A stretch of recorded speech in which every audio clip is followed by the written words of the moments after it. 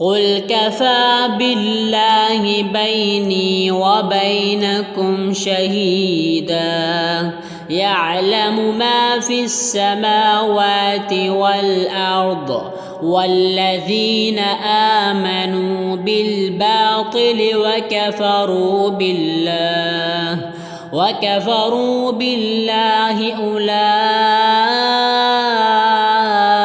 هم الخاسرون ويستعجلونك بالعذاب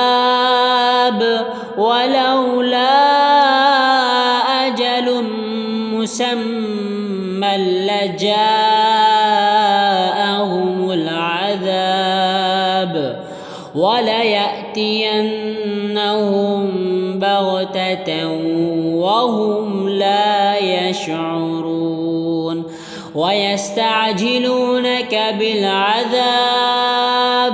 وإن جهنم لمحيطة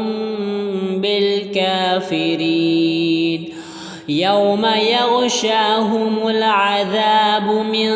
فوقهم ومن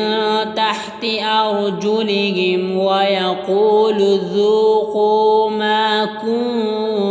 كنتم تعملون يا عبادي الذين آمنوا إن أرضي واسعة فإياي فاعبدون كل نفس ذائقة الموت ثم إلينا ترجعون والذين آمنوا وعملوا الصالحات لنبوئنهم من الجنة غرفا تجري من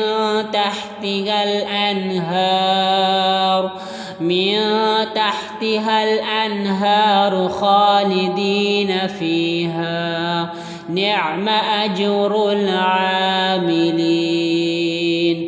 الذين صبروا وعلى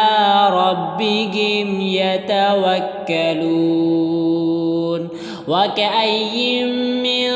دابة لا تحمل رزقها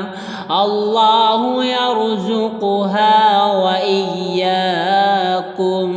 وهو السميع العليم.